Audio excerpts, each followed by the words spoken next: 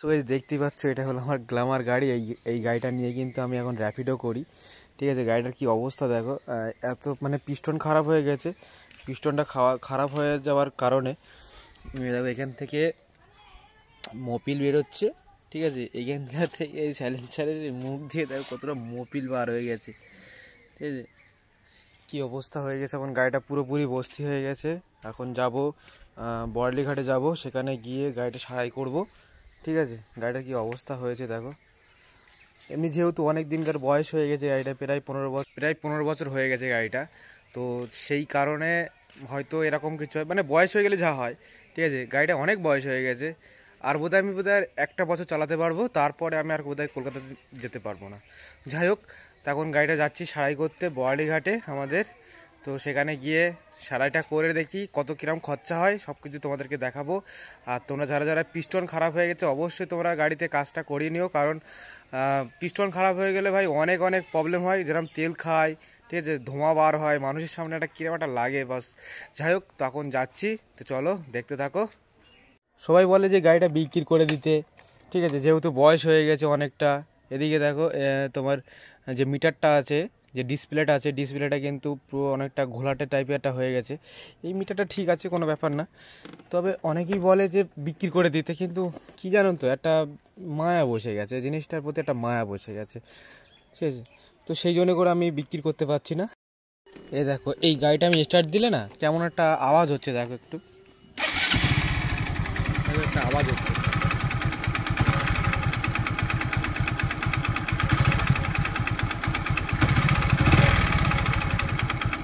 একটা cat cat করে একটা আওয়াজ হচ্ছে। অনেক সময় দেখা যায় যে গাড়িগুলো যখন মোবিল যখন শেষ হয়ে যায় না ভেতরে, তখন ওই ক্যাট ক্যাট করে একটা আওয়াজ হয়। তখন বোঝা যায় যে না, এর মোবিল খাচ্ছে, এর মোবিলটা দূরত্ব গতিতে নিয়ে আসতে হবে, মানে ইঞ্জিনে ঢেলতেই হবে, না তো ইঞ্জিন যেভাবে হোক একটা ক্র্যাশ হয়তো হবে, অনেক একটা সমস্যা হয়। ঠিক আছে, ইঞ্জিনটা খারাপ হয়ে যায়। তো চলো আজকে আমরা ইঞ্জিনই কাজ করাবো, অবশ্যই তোমাদেরকে দেখাবো। এগুলো আমাদের গ্রামের রাস্তা, এটা দিয়ে এখন যাচ্ছি, মানে এটা মাঠের রাস্তা আমাদের এই সাইডটা,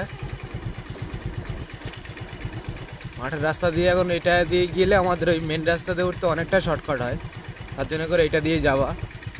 দাদার কাছে এসছি গাড়িটা নিয়ে। দাদা কি বলছো বলো, গাড়িটা কতক্ষণের মধ্যে পাবো আমি? তুমি গাড়িটা পাবে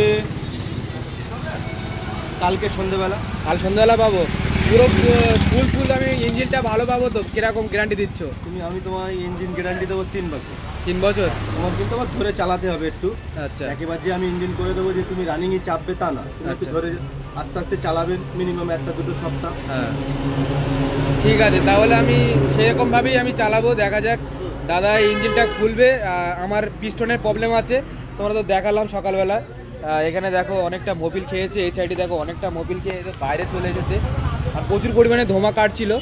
এখন দাদার কাছে এসেছি, দাদা এখন এটা খুলবে, এখন সোজা করে দেবে। এখন কাল সন্ধ্যাবেলা আমি গাড়িটা রিকভারভাবে আমি পাবো। ঠিক আছে, তো চলো।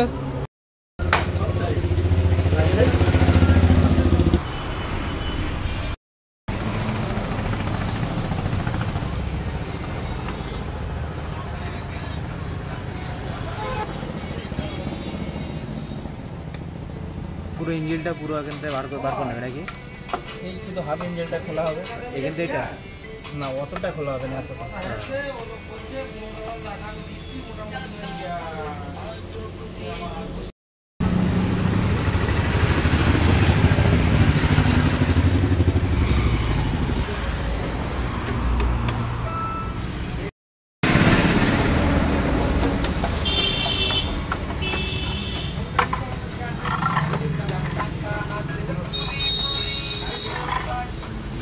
পুরোপুরি খোলা হয়ে গেল।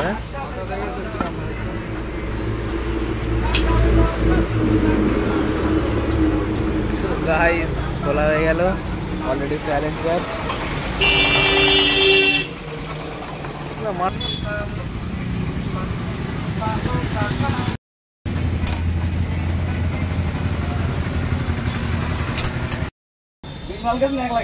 এক লাগে আর নাকির হয় ভিতরে। হ্যাঁ, নাকির হয় ভিতরে বসে।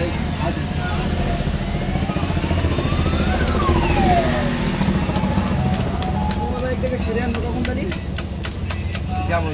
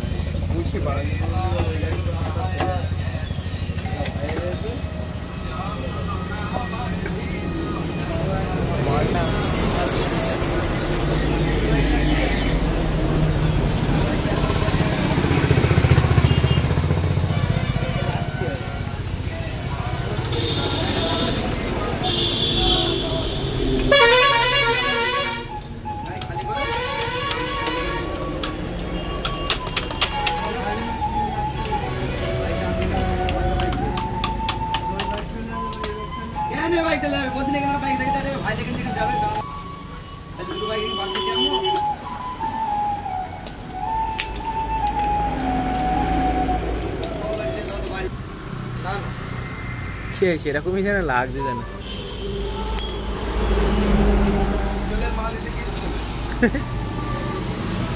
মালটা মনে হয় পুড়ে পুড়ে মনে হচ্ছে এরম হয়ে গেছে।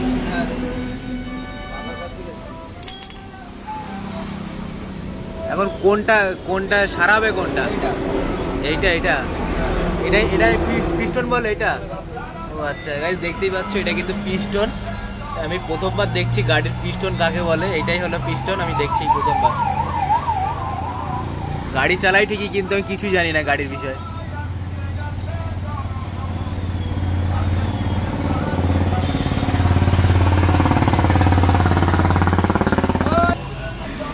তো দেখতেই পাচ্ছ এটাই কিন্তু পিস্টন বলি আমরা। আর এই মালটাই কিন্তু খারাপ হয়ে গেছে। এই যে রিংটা আছে, এই রিংটা হয়ে গেছে না, বসে গেছে। এই রিংটা বসে গেছে বলেই কিন্তু আমাদের মোবিলটা খায় আর এবং ধোঁয়াটাও বার হয় এর জন্য। আচ্ছা, এটা কি পুরোপুরি চেঞ্জ করা হবে? মানে এটা একদম পুরো একটা নতুন দিয়ে দেবে, তাই তো?